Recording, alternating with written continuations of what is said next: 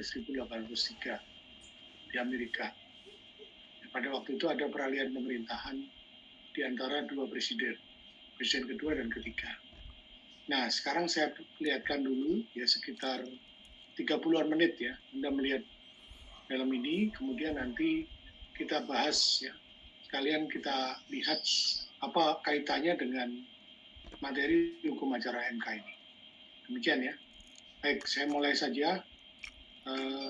Kebetulan ini filmnya ya biasa dipakai kuliah juga kalau di Amerika sana, dan dia tidak ada teksnya ya. Jadi silakan diperhatikan aja.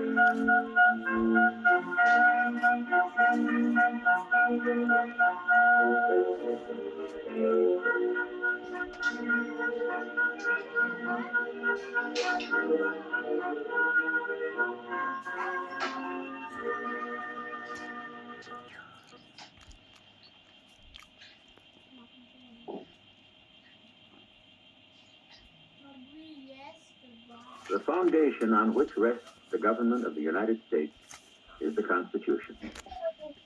Like most important political documents, the Constitution is subject to interpretation. That is one of its great strengths. The Constitution is not a legal straitjacket. It is firm and yet flexible enough to meet the needs of an ever-growing, ever-changing nation. Naturally, the question arises, who is to say what the Constitution means? Who is to say, for example, whether a law enacted by Congress is constitutional or whether it is not? Congress? The President? The judiciary? The question arose during the very infancy of the Republic. It brought face to face two eminent statesmen who have profoundly affected America as we know it today, President Thomas Jefferson and Chief Justice John Marshall. What Jefferson said was this: the voice of the people is supreme. Let the people decide through their elected representatives what the Constitution means and what it means not. What John Marshall said, on the other hand, was this: the Constitution itself intends for the federal judiciary to make that decision, men who are appointed to the bench for life and who therefore stand above party strife and political turmoil. The difference of opinion of the two men on this crucial issue was resolved within the framework of a case known as Marbury versus Madison, a case which was heard before the Supreme Court in 1803 and which led to one of the most important decisions ever made by that court. Sometime during the fall of 1801, four men decided to pay a visit to the United States Department of State. The four men's names were Marbury, Ramsey, Harper, and Howe.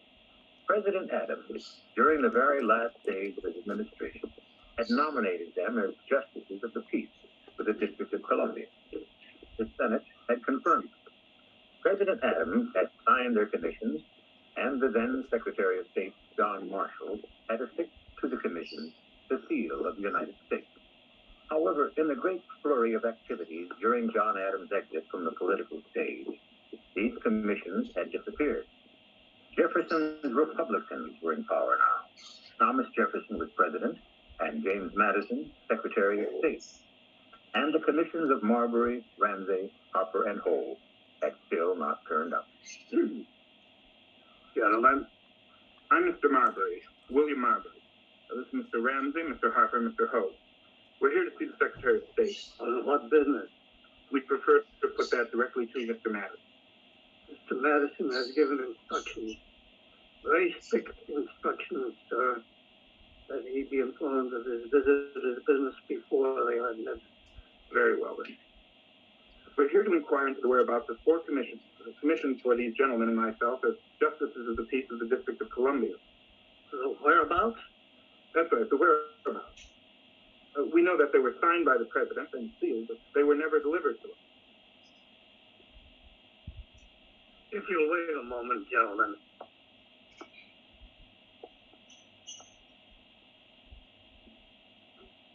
Guilty of... Whoa. If he doesn't, I'll make him jump. You mark my words. Make him jump? There's little chance of that. You keep forgetting, Marbury, we lost the election. Mr. Jefferson is in charge now, and he'll play the tune, and these Federalists will do the jumping. We lost those commissions when we lost the election, and that is that. Well, I don't think that is that. We have a legal right to those commissions. Doesn't matter which party owns that debt. Marbury, let's go home. Not until he sees us. Gentlemen, I'm Mr. Wagner, the chief clerk. The secretary has urgent business and cannot see you. He has directed me to talk to you. I'm at your service, gentlemen. Mr. Wagner, this matter concerns the secretary himself. He cannot be disturbed. I'm sorry. If you will be so kind as to state your business. Mr. Wagner, the 4 of us were nominated by President Adams as justices of the peace for the District of Columbia. Former President Adams. The nominations were confirmed by the Senate. They were signed by the President, but they were never delivered to him. I know nothing about that, nor I'm sure does anyone else here, least of all Mr. Madison. You're aware, of course, that he didn't take office until May. I know. However, Mr. Wagner, the commissions were last seen on a table in the State Department. Now, Mr. Madison is in charge of that department, and we intend to hold him responsible. I doubt that he'll accept that responsibility. Just so we don't misunderstand each other. The withholding of an official document of the United States, the Commission of Audit, is a crime for which a man is punishable under the law, even Mr. Secretary of State. You're not considering, are you, taking the Secretary of State to court? Yes, we are, Mr. Wagner. As a matter of fact, we will take him to court if that's what it takes to force this department to produce our commission. You don't think any man is above the law, do you? The Secretary of State? The President himself? Now, Mr. Wagner, are you going to tell us about our commissions or not? I know nothing about them, sir. Nothing at all.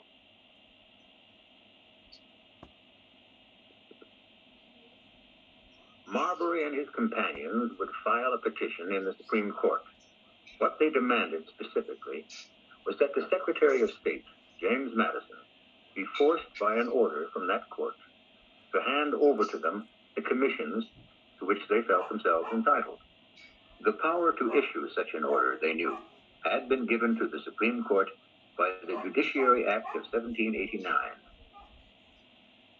The court then consisted of 6 men: Chief Justice John Marshall, Justice Alfred Moore, Justice William Patterson, Justice William Cushing, Justice Bushrod Washington, and Justice Samuel Chase, all appointed by either George Washington or John Adams. Let us assume the men have a case. Question: is there a statute which would empower this court to hear it? There is. Section 13 of the Judiciary Act of 1789. The language, Mr. Patterson?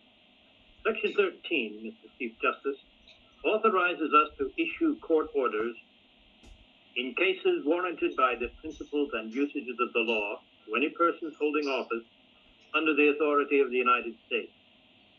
Then we can issue an order to the Secretary of State directing him to produce these commissions if the case warranted.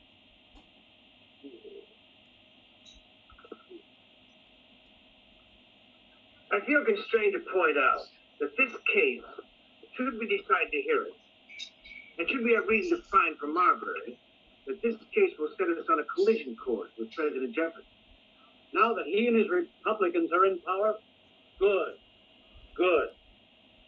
It's only a matter of time until they lay an axe to this court. The last remnant of their Federalist opposition. Now we have a chance to head them off, only to be accused of acting from political motives. No, Mr. Chase. We would be furnishing Mr. Jefferson with ammunition. Irrelevant. Whether we furnish him or not, he carries enough political cant in his head with which to load his cannon until the day of doom. We can't furnish him with ammunition. Mr. Marshall? Yes. Well, assuredly this court has no business meddling with the executive or with its cabinet members. On the other hand, if Mr. Marbury is entitled to his commission, and if it's being wrongfully withheld from him, appears this court has certain responsibilities. Responsibilities which I, for one, am willing to live up to.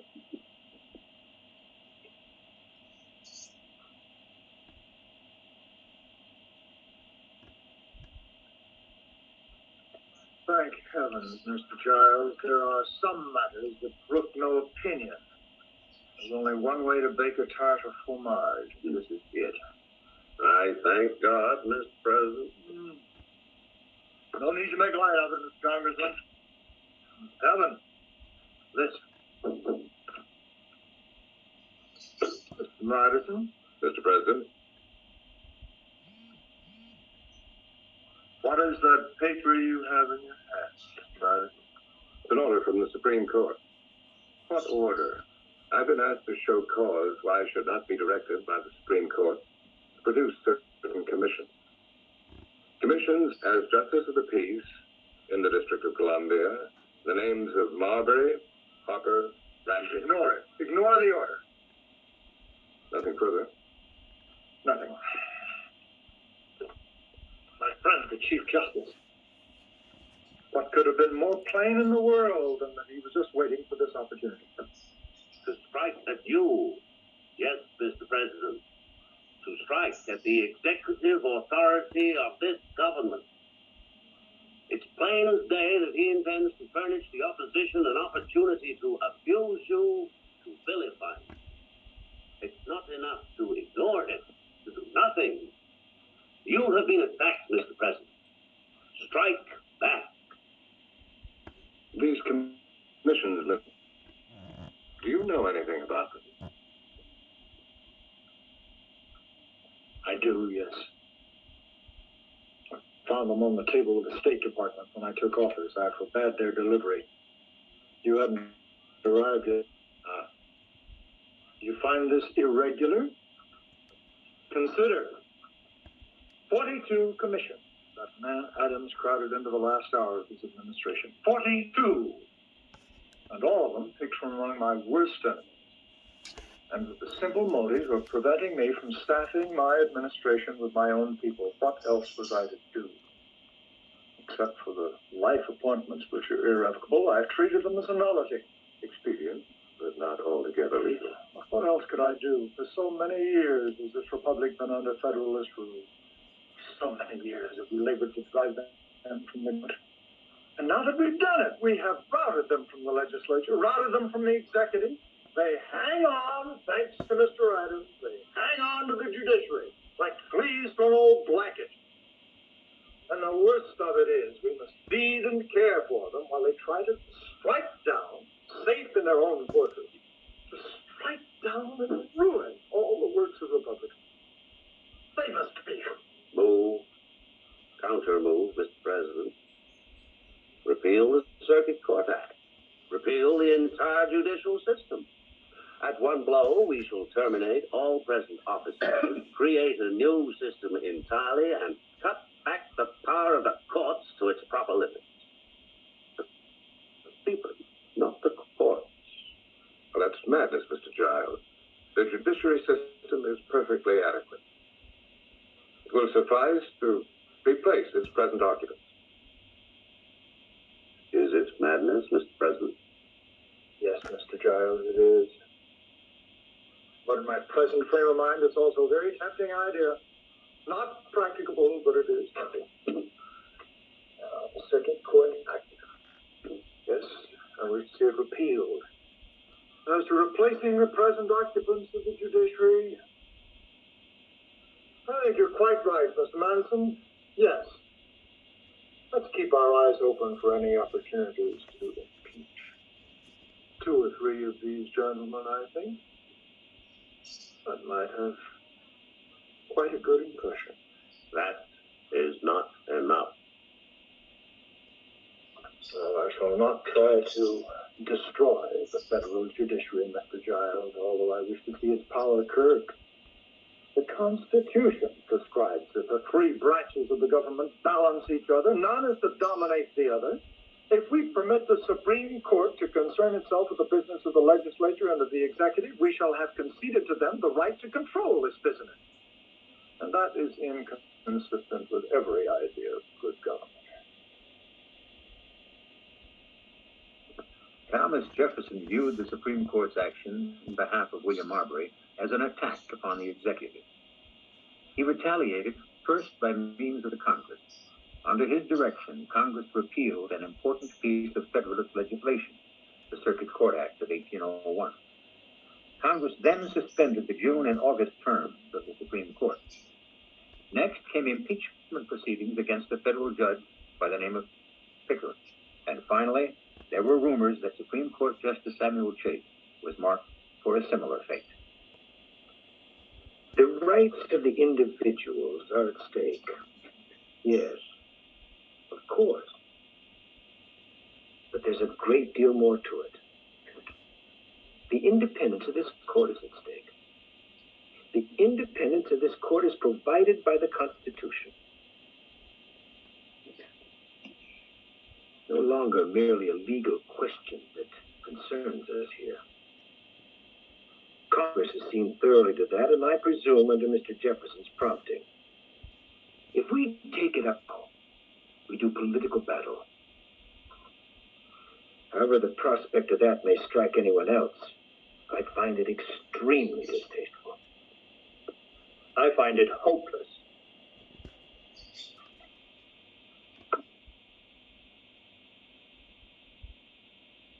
We are in midst of a battle, yes. A battle which we cannot win. If we find for Mr. Marbury and order Mr. Madison to produce this commission, what will happen? Nothing. Mr. Madison will simply ignore us.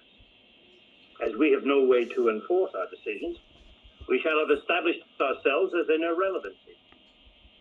If, on the other hand, we find against Mr. Marbury, it will be said that we have vindicated the president, because we fear his anger. Ridiculous. Quite so. No, we're damned either way.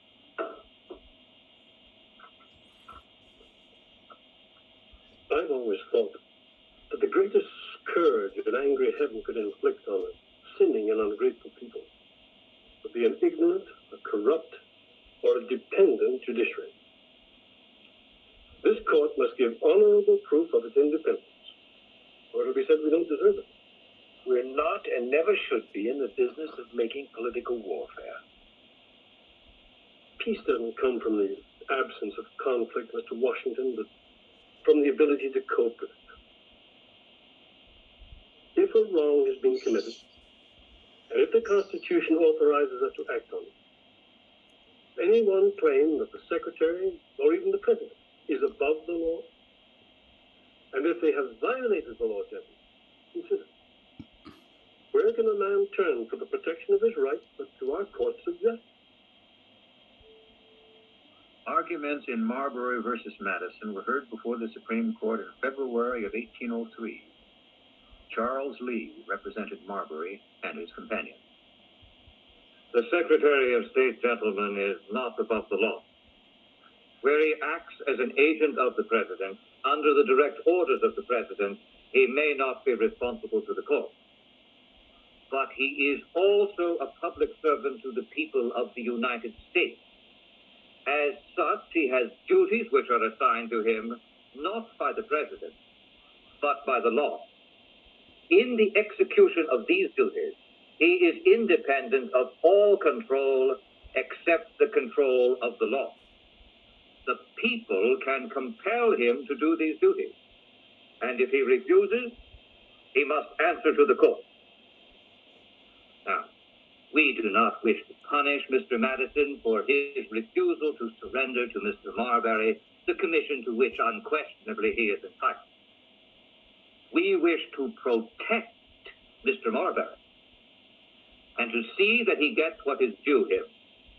This objective can be achieved by means of a court order to Mr. Madison demanding that he forthwith produce the commission which will install Mr. Marbury in the office for which he was nominated by President Adams and in which the Senate confirmed. If a court order of this nature can be issued at all by this court, it can be issued to the Secretary of State.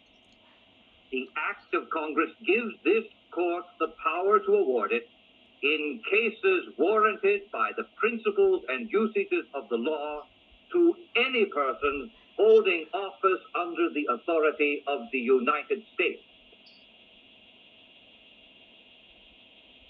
Gentlemen, I think the case warrants it.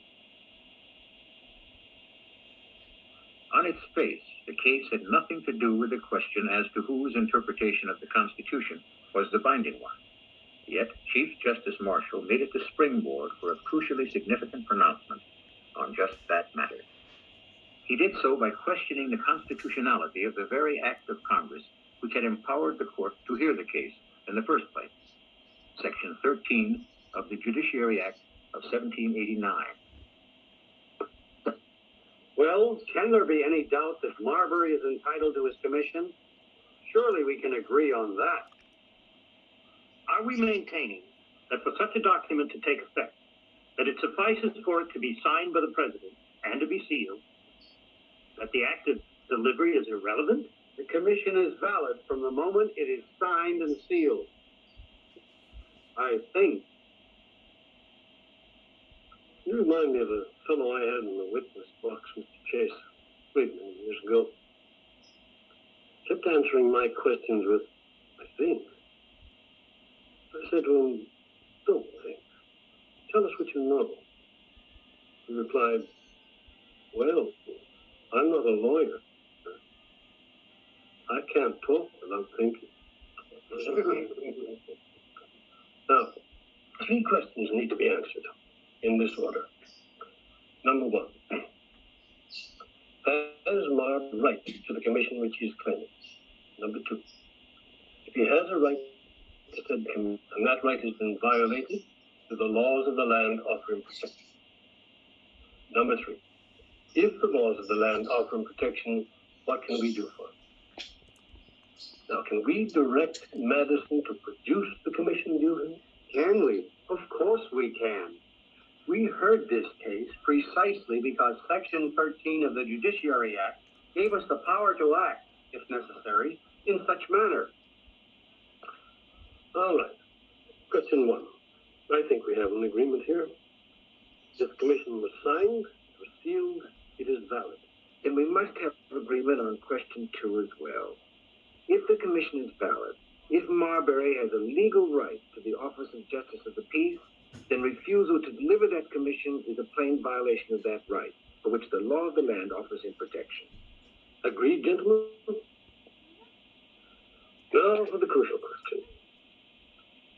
Can the situation be remedied by an order from this court directing Mr. Madison to surrender the commission to Mr. Marbury? I thought that was agreed on from the beginning. Section 13 of the Judiciary Act empowers us to issue just such an order. It'll be ignored. Yes, but the law is clear. Is it really, Mr. Madison? Is there any question of that? Might be. Of whether it is clear? Of whether it is clearly the law. Nothing clearer. It was passed by Congress. signed for the president. Well, I've studied this Section 13 closely. I've also refreshed my memory and, incidentally, my respect for that very excellent instrument, our Constitution. And The Constitution says that we have jurisdiction in cases such as this. Article 3, Section 2. But the case must come to us on appeal from a lower court. Yeah. Look it up for yourself, Mr. Washington.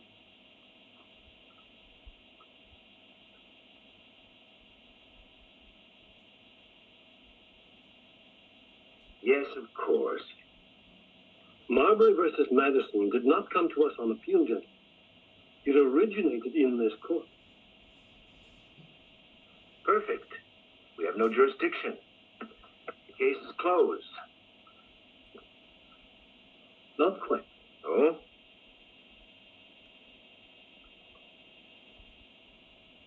Section 13 of the Judiciary Act is in conflict with the Constitution. I propose we make the point. How so? By declaring it unconstitutional. Section 13 presumes to give us jurisdiction where the Constitution plainly says we don't have it. I disagree, Mr. Chief Justice. I disagree. Section 13 merely says that we can issue a court order, quote, in cases warranted by the principles and usages of the law. It does not specify the nature of the case. It does not say in cases which originate in this court, nor does it say in cases which come to this court on appeal. Section 13 merely says in cases warranted by the principles and usages of the law. So, Section 13 need not be construed as conflicting with the Constitution. All depends on how we interpret it. Mr. Patterson, can Section 13 be interpreted as giving us jurisdiction in a case like this that originates in this court? Yes, of course. Then, it is in conflict with the Constitution. But we don't have to interpret it that way. But we can, and I urge that we do so. If we find Section 13 unconstitutional, and that we so declare. Gentlemen, I ask for your consent. Why is it not enough to say that we have no jurisdiction? Why go further? Why, Plain as day, Mr. Patterson. It's perfectly extraordinary. The Declaration of Independence, Mr. Patterson. By declaring Section 13 unconstitutional, an act passed by Congress and signed into law by the President, this court will have staked its claim to the right to say to the legislature and to the executive what the Constitution means and what it means not. Mr. Patterson, we shall have stated emphatically that it is the province of the Judiciary Department to say what the law is. What puzzles me, Mr. Marshall, is when we decided to hear this case on the basis of this Section 13, and when you first laid eyes on it, did you decide then that it was unconstitutional? Did it occur to you then that we might lose this case? Sometimes our best opportunities come wrapped in our worst problems, Mr. Marshall. It's always been my belief that the only way to safeguard the Constitution was to put it in the hands of the judiciary. Not in the hands of the legislature, not of the executive. After all, the Constitution is either superior to the law, unchangeable by ordinary means, or it's on the level of ordinary legislative acts, which may change whenever the legislative or the executive is pleased to change. This be the case. If, say, the legislature were in a position to change the Constitution whenever it pleased, but then a written Constitution would be merely an absurd attempt to limit a power which by its very nature is illimited. Certainly, all those who have framed written constitutions contemplate them as forming the fundamental and paramount law of the nation. And consequently, the theory of every such government must be that an act of the legislature repugnant to the Constitution is void. John Marshall's decision in Marbury versus Madison was as follows. He said, "The Constitution does not empower the Supreme Court to issue a direct order to Mr. Madison to produce the commission to which Mr. Marbury is legally entitled. In other words," he said, "we have no jurisdiction in this case." But then he went a step further. He said, "Section 13 of the Judiciary Act of 1789 purports to give the court a power which the Constitution, in fact, does not give it. Section 13, therefore, is unconstitutional." What on the surface looked like inter-party wrangling was used by Marshall to resolve a great political issue. The question, who is to say what the Constitution means, was answered. "The Supreme Court," said John Marshall. President Jefferson disagreed. I disagree, yes. Of course I disagree. Why should the Supreme Court, and the Supreme Court only, have the right to tell us what the Constitution is? The Constitution, which Mr. Marshall so cherishes, wills that the three branches of the government are equal. Equal, Mr. Madison. It is the judiciary branch's province to tell us what the law is, claims Mr. Marshall. On what grounds? I ask you, on what grounds? Isn't that much in our Constitution to justify Mr. Marshall's claim? Let each branch of the government decide within the framework of the duties assigned it by the Constitution for itself, and for itself only, what the Constitution means and what it means not.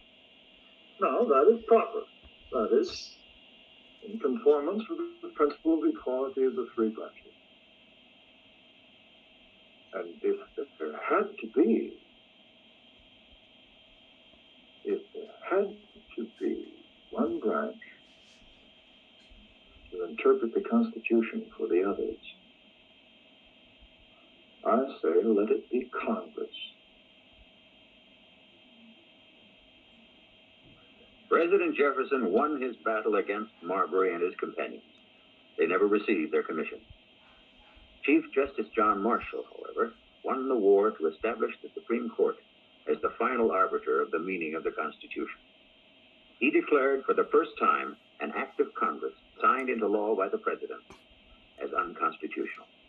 The right of the courts to pass on the constitutionality of laws, the principle of judicial review, was not new. It had been exercised before at the state level.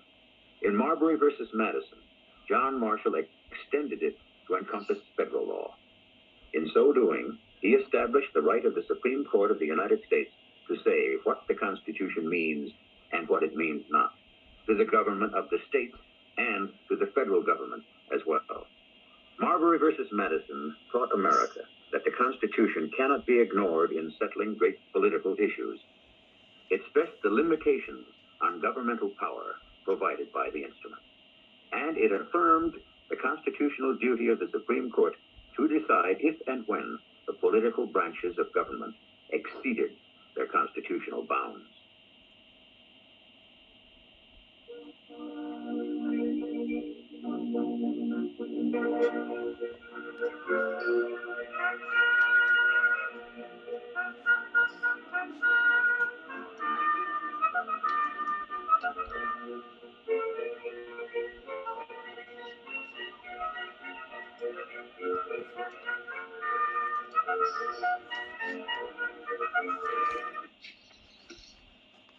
Baik.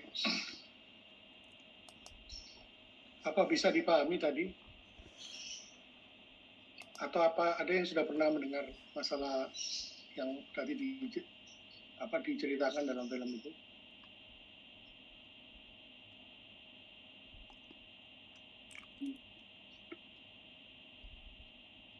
Siapa yang sudah pernah ini? Siapa yang